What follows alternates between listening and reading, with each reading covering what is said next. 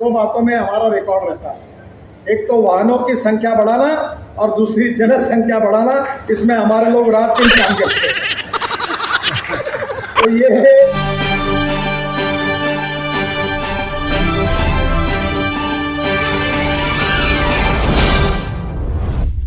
श्री नितिन गडकरी जी से कि वे अपने शुभ हाथों से ये कार्य करें।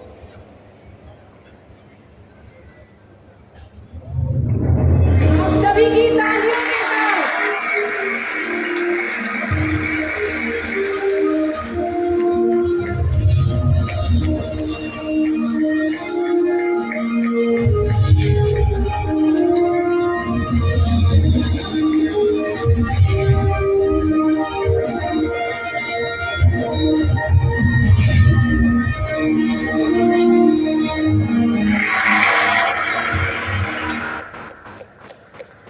आप सभी की जोरदार तालियां। धन्यवाद सर। विकास की अहम कड़ी है सड़कें। गांव से शहरों को जोड़ती है सड़कें। देश में सुगम और सरल परिवहन हेतु राजमार्गों के निर्माण के लिए प्रधानमंत्री नरेंद्र मोदी जी की सकारात्मक पहल और केंद्रीय सड़क परिवहन और राजमार्ग मंत्री श्री नितिन गडकरी जी के अथक प्रयासों का ही नतीजा है कि आज देश में तेजी से बन रहे राजमार्गों के कारण विकास की रफ्तार बढ़ी है। महाभारत काल में यमुना नदी के किनारे बसा स्वर्णप्रस्थ के नाम से मशहूर शहर आज का सोनीपत, जो दिल्ली, उत्तर प्रदेश, राजस्थान, पंजाब, हिमाचल प्रदेश और जम्मू आदि राज्यों का संगम क्षेत्र है। यहाँ से आवागमन को आसान एवं सुगम बनाने के लिए 2,872 करोड़ रुपए की लागत से 297 किलोमीटर के 5 राजमार्ग देश को समर्पित किए जा रहे हैं। NH 352 पर स्वच्छ और मोहक 2 लेन 51 किलोमीटर, जींद के पटियाला चौक से गोहाना सिटी में रोहतक पानीपत सेक्शन तक मार्ग विकसित किया गया है, जिससे NCR, सोनीपत, नरवाना और पंजाब के लिए कनेक्टिविटी मिलेगी। NH 709A पर शानदार 2 लेन 62 किलोमीटर भिवानी मुंडार जींद के NH 352A सेक्शन तक राजमार्ग, जिससे राजस्थान, हरियाणा, NCR और उत्तर प्रदेश जाने के लिए मार्ग सुगम होगा। NH 334B पर 2 लेन 98 किलोमीटर झज्जर से चरखी दादरी होते हुए लोहारू में NH 709 तक और 4 लेन 40 किलोमीटर लंबा यूपी हरियाणा बॉर्डर से बहालगढ़, सोनीपत, खरखौदा होते हुए लोहारू तक राजमार्ग विकसित किया गया है। इससे हरियाणा, राजस्थान, NCR और उत्तर प्रदेश के बीच बेहतर संपर्क स्थापित होने के साथ ही किसानों को लाभ होगा। इस राजमार्ग के अत्यधिक यातायात वाले झज्जर चरखी दादरी खंड को 4 लेन बनाने हेतु DPR बनाई जा रही है। NH 44 8 लेन 43 किलोमीटर लंबा सोनीपत के राई से पानीपत के सिवाह तक राजमार्ग का निर्माण किया गया है। इन मार्गों से समय की बचत के साथ ही आम लोगों का आवागमन सुगम होगा, वाहनों के रख रखाव का खर्च कम होगा, दुर्घटनाओं में कमी आएगी और क्षेत्र में रहने वाले लोगों का रोजगार बढ़ेगा। साथ ही किसानों की आर्थिक स्थिति में सुधार भी होगा, जिससे देश में विकास की रफ्तार को नए आयाम मिलेंगे।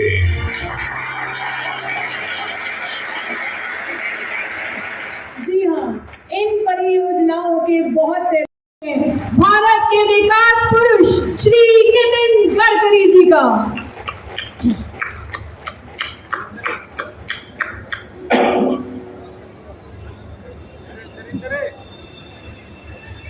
हरियाणा के लोकप्रिय मुख्यमंत्री मेरे सहयोगी आदरणीय मनोहर लाल जी। बहनों और भाइयों, विकास अगर करना है तो 4 बातें बहुत जरूरी है। इसमें से पहली बात जो है water, power, transport and communication. ये 4 बातें जहां होगी वहीं उद्योग होता है। ये 4 बातें जहां होती है वहीं रोजगार निर्माण होता है, और ये 4 बातें जहां होती वहीं ग्रोथ होती है।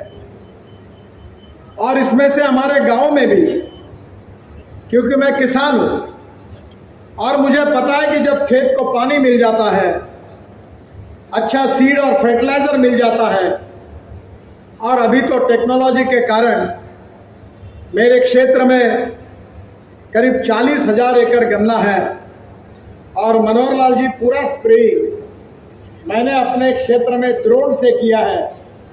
अब ड्रोन से स्प्रेइंग करके स्वाभाविक रूप से किसानों का उत्पादन भी बढ़ा है। एक तरफ गांवों का भी विकास होना चाहिए और दूसरी ओर शहरों का भी विकास होना चाहिए। नए रोजगार निर्माण होने चाहिए, ग्रोथ बढ़नी चाहिए। जब अटल बिहारी वाजपेयी देश के प्रधानमंत्री थे, उस समय मैं महाराष्ट्र में मंत्री था और मेरी उम्र बहुत यंग था, तो मुझे स्वाभाविक रूप से दिल्ली का कोई अनुभव नहीं था।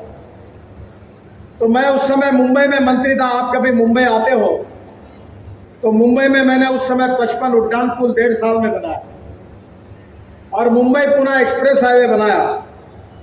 और आप समुद्र में जाएंगे तो समुद्र में एक वर्ली बांद्रा सीलिंग प्रोजेक्ट तीनों बनाने का सौभाग्य मुझे मिला था। तो अटल जी ने मुझे दिल्ली बुलाया और अटल जी ने मुझे कहा था, वो दिन मुझे याद है, कि नितिन तुमने शहरों में बहुत ब्रिजेस और रोड बनाए, पर गांवों का क्या होगा? तो मैंने अटल जी को कहा था कि गांवों का मेरे अधिकार में नहीं आता था। तो उन्होंने मुझे पूछा, क्या गांवों में सड़कों से जोड़ा नहीं जा सकता? बोला, अटल जी क्यों नहीं जोड़ा जा सकता? अगर आप चाहोगे तो बिल्कुल जोड़ा जा सकता है। तो बोले, एक काम तुम करो, और मेरी अध्यक्षता में उन्होंने एक कमेटी अपॉइंट की, और मुझे वो सौभाग्य मिला कि रिजर्व बैंक के डिप्टी गवर्नर, नाबार्ड के चेयरमैन सब मेरे साथ थे। और 3 महीने में अपना रिपोर्ट पूरा करने के बाद मैं वाजपेयी जी के पास गया था, और वाजपेयी जी को वो रिपोर्ट देने के बाद एक बड़ी मीटिंग हुई, जिसमें आडवाणी जी भी थे, अटल जी भी थे, और प्लानिंग कमीशन के अधिकारी भी थे। तो प्लानिंग कमीशन की इनका रिपोर्ट तो अच्छा है, but we cannot make any expenditure on the state jurisdiction, क्योंकि विलेज कनेक्टिविटी ये राज्य का अधिकार है और भारत सरकार के बजट से इसके ऊपर कोई खर्चा नहीं कर सकता। अटल जी ने मेरे तरफ देखा तो मैंने कहा, अटल जी इनके बातों में मत जाइए, इनका कहने का ही काम है, आप देश के भविष्य बढ़ाने वाले आप नेता हैं, इनकी मत सुनो, आप निर्णय करो, इस देश के गांवों को, देश के किसानों को न्याय मिलेगा। और मुझे खुशी है कि जो योजना मैंने अटल बिहारी वाजपेयी जी को बनाकर दी थी, उसका नाम था, जो मैंने दिया था, प्रधानमंत्री ग्राम सड़क योजना। अब उसका नाम मैं अटल ग्राम सड़क योजना मैंने किया था। तो अटल जी ने कहा, नितिन मेरा नाम मत रखो, मेरी आपत्ति है। तो मैंने कहा, ठीक है, प्रधानमंत्री ग्राम सड़क योजना नाम रखेंगे। और हिंदुस्तान के इतिहास में 6.5 लाख गांवों में से करीब 3.5 लाख गांव, ज्यादा गांवों को अगर मजबूत रोड से जोड़ने का काम इस देश के इतिहास में किसी नेता ने किया था, तो उसका नाम अटल बिहारी वाजपेयी। इस बात का मुझे गौरव है। बहनों और भाइयों, रोड बनते तो वैसे ही कीमतें बढ़ जाती। आजकल मुझे लोग मेरे पास आते हैं, बोले ये रोड बनाओ, अलाइनमेंट बताओ। मैंने बोला, तुम्हें क्यों बताऊं? बोले, हमें लैंड खरीदनी है। बोला, मैं नहीं बताऊंगा। मैं किसानों को कहता हूं, अपनी जमीन मत बेचो, रोड बनने दो, और बाद में आप डेवलप करो और आप करोड़पति बनो। ये बात मैं किसानों को अक्सर कहता हूं। मैं अभी तक 50 लाख करोड़ रुपए के काम कर चुका हूं। कभी पैसे की कमी नहीं रही, क्योंकि मुझे मालूम है पैसा कैसे आता है। और इसलिए कितना भी मनोहर लाल जी, चौटाला जी कह रहे हैं, तो मैंने योगी जी को ही कहा था, जब मैं चुनाव प्रचार में योगी जी और मैं उत्तर प्रदेश में घूम रहे थे, मैं 3 लाख करोड़ के रोड उत्तर प्रदेश में कर चुका हूं। तो मैंने उनको कहा, योगी जी आपको जो बोलना है, जितना मांगना मांग लो, केवल मेरी एक ही कंडीशन है कि जनता ने आपको डबल इंजन लगा देना चाहिए उत्तर प्रदेश को। जो जो योगी जी बोलेंगे उतना काम मैं करके दूंगा। तो मैं भी मनोहर लाल जी को बता देता हूं कि आप उनके साथ खड़े रहो। जो मनोहर लाल जी और दुष्यंत जी जितने बातें कहेंगे उतने काम मैं पूरे ठोक में कर दूंगा, ये वचन देता हूं।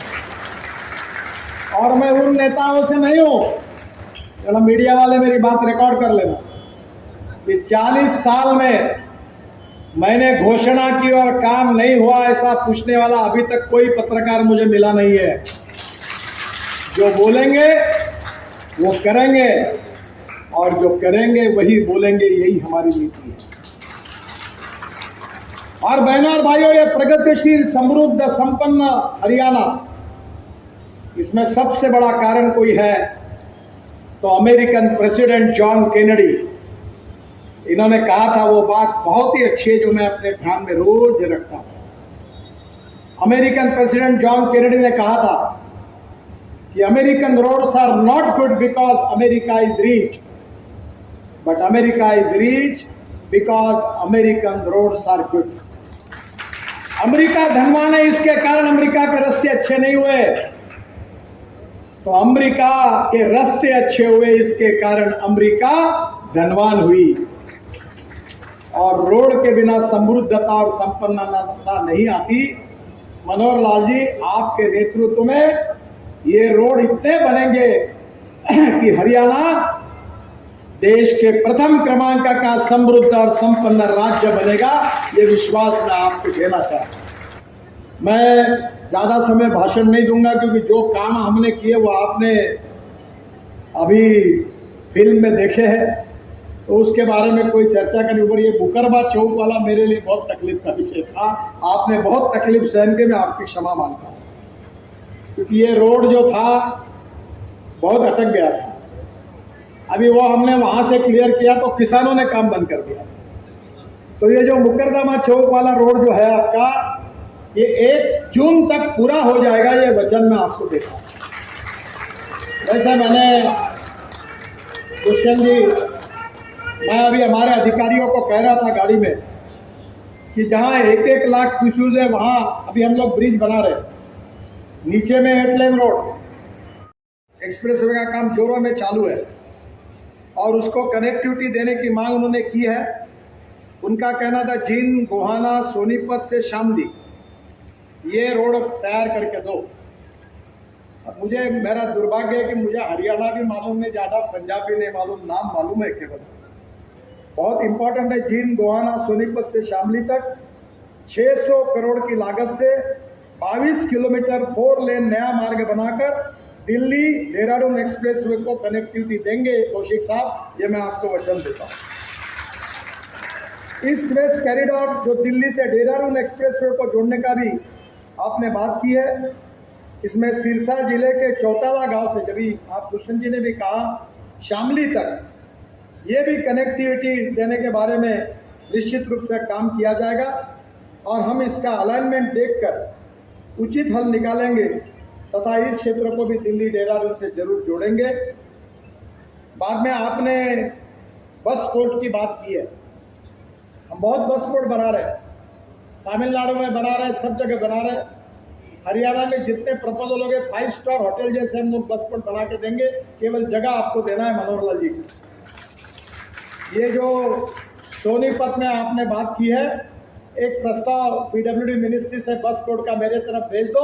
सोनीपत के बस पोर्ट की कौशिक जी की मांग मैं पूरी करके दूंगा, ये भी आपको बता दो।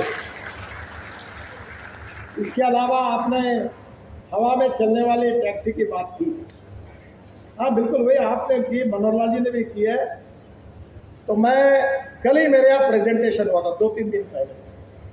एक डॉफल मेयर करके कंपनी आई थी और हवा में चलने वाली डबल डेकर बस 250 लोग हवा में उड़ रहे थे। अब ये इतनी पॉपुलेशन बढ़ी है हिंदुस्तान में, 2 बातों में हमारा रिकॉर्ड रहता है। एक तो वाहनों की संख्या बढ़ाना और दूसरी जनसंख्या बढ़ाना। इसमें हमारे लोग रात दिन काम करते हैं।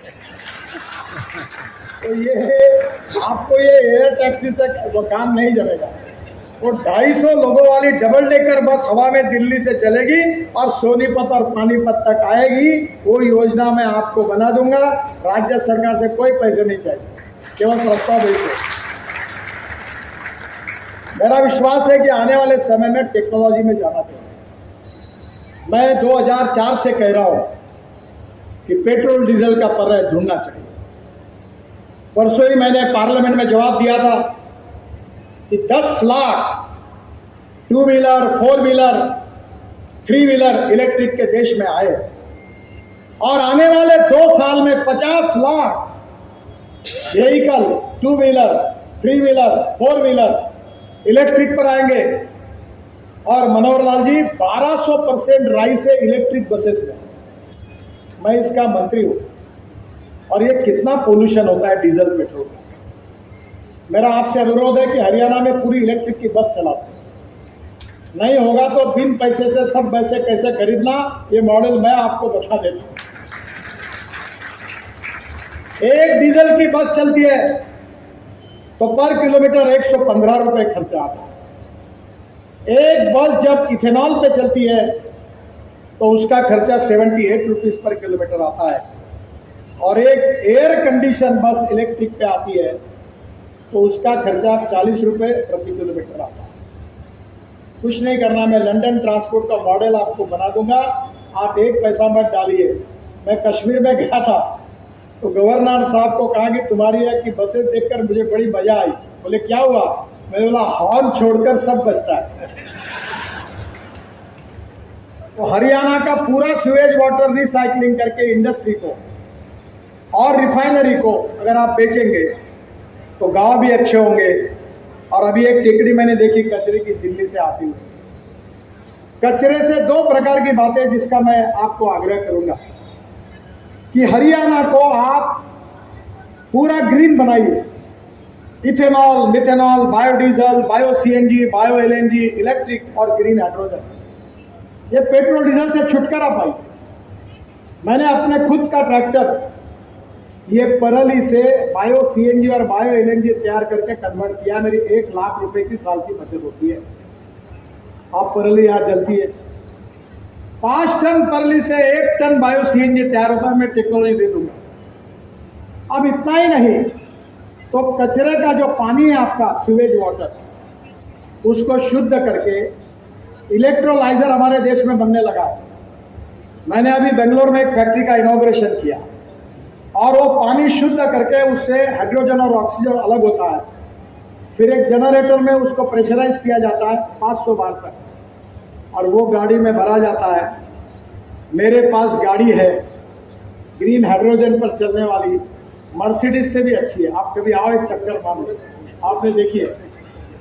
अब देश की गाड़ियां पानी पर चलेगी ग्रीन हाइड्रोजन तैयार करके, कोई पेट्रोल डीजल की जरूरत नहीं। मैं जब बताता था तो लोगों का विश्वास नहीं हो रहा।